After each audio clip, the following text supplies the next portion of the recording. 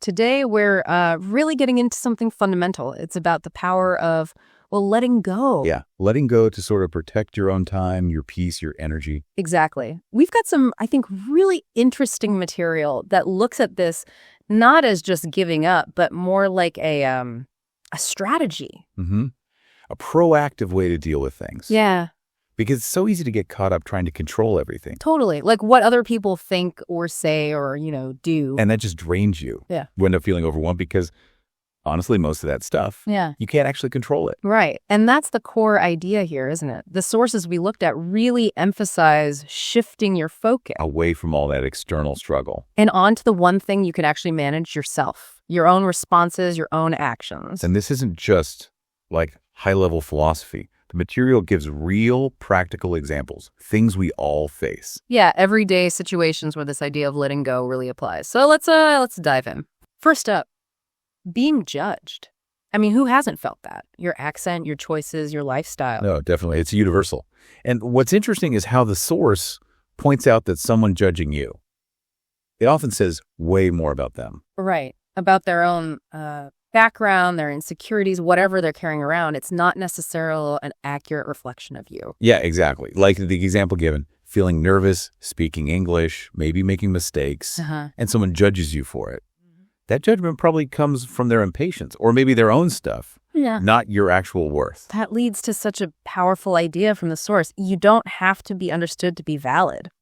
That's good.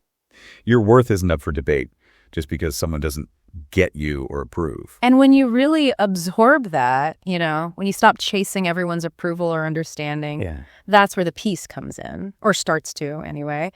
It's freeing to realize you don't owe everyone an explanation for every little thing. Absolutely. Let them think what they want. That's the core of it. You don't have to justify yourself constantly. Such a release of pressure, just thinking about that. It really is.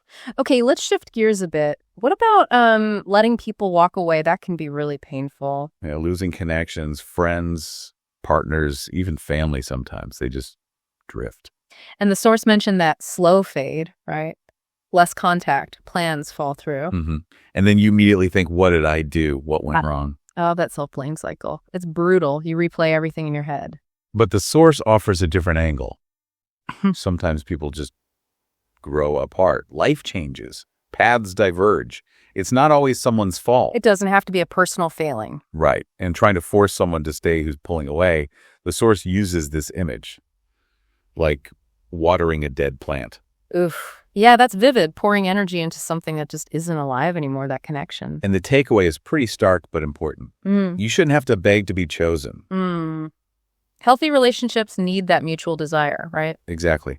If someone's consistently creating distance, chasing them just chips away at your own self-worth. So instead of seeing it as rejection, the source says think of it as redirection. Like, okay, this space is opening up now, maybe for something better, something more aligned. A redirection. I like that framing. It feels less final, less negative. Yeah, it holds possibility. Okay, another tough one. Not being invited. Social exclusion. That stings. Oh, yeah.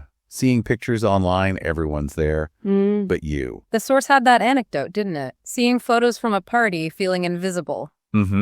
It's a really common and really sharp kind of pain. And again, it's easy to think, what's wrong with me? But the reminder is key. You're not for everyone, and that's okay. You won't click with every single person or fit into every single group. And that doesn't mean you're not worthy. Not at all. It just means that specific situation, that specific group, wasn't your fit at that moment. And honestly, sometimes not being invited is, like the source says, a blessing in disguise. You might have dodged some drama or negativity. That's true. So the advice then is more proactive. Yeah, build your own table. Invite people who genuinely value you, who want you there. Don't wait for an invitation. Create your own circle. Taking control back. I like that. Okay, so we let go of needing approval, needing inclusion, needing to hold on to fading connections. Right. And freeing up that energy often leads to growth, to change. Which brings us to... yes. When people say, you've changed. And it often lands with a thud, doesn't it? Like it's a criticism. Definitely feels that way sometimes. But the source makes a great point. Change is, it's life, isn't it? Healing, learning, growing, that is change. It should be a good thing. Yeah. Like the example, someone sets new boundaries. Maybe they're less of a people pleaser. and someone says, you're not the same person, and the response is just, you're right, I'm not, owning it. Because sometimes you've changed really just means you're not as easy to control anymore. Exactly. Your growth might be inconvenient for them, for the old dynamic. So the message is, don't shrink yourself back down to make others comfortable. Embrace the growth. Absolutely. It's your journey. Okay. What about feeling guilty when other people are upset, even if it's not your fault? Oh, the emotional sponge tendency. Feeling responsible for everyone's mood. Yes. Over-apologizing, over-explaining, trying to fix their anger or sadness. It's classic people-pleasing, isn't it? Totally. And the source points out how incredibly exhausting that is.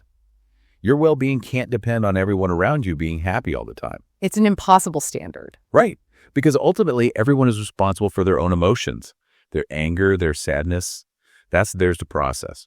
You can be supportive, obviously, but you don't have to carry it for them. Exactly. The source uses that sponge idea. You don't have to just soak up all the negativity around you. So stay grounded in your own feelings, your own truth. While allowing them theirs. Be empathetic, but maintain your boundaries. Don't absorb it all. Okay, that makes sense.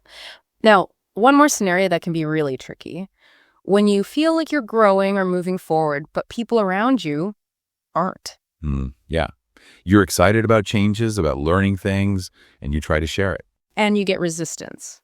Or just blank stares. Yeah, disinterest. And then you feel tempted to, slow down? Wait for them? Hold back your own progress so they can catch up. But the source has a pretty direct take on that. You're not here to wait for anyone. Wow, that's blunt. It is, but it's about protecting your own momentum, your own journey. Yeah. Trying to drag people along who aren't ready. It just drains your energy, right? Yeah. And delays your own dreams. Completely. The source uses the analogy of a train leaving the station. Okay. You might love the person still on the platform, but the train, your life is moving. You have to decide whether to stay put or keep going. And choosing to keep going doesn't mean you stop caring about them. Not at all. It just means you're honoring your own path, your own growth. And paradoxically, maybe moving forward is what attracts people who are on that same wavelength. Often, yeah. Like attracts like. Continuing your growth can lead to finding your people, the ones ready for that journey too. So bringing all these threads together, letting go isn't about losing. No, the source really reframes it as a way of winning. Winning back your time, your calm, your future. It challenges that idea that holding on tight is always the safe or strong thing to do. Right. Sometimes holding on is what's actually hurting you, like that image of trying to hold sand. The tighter you squeeze, the faster it slips through your fingers. Exactly.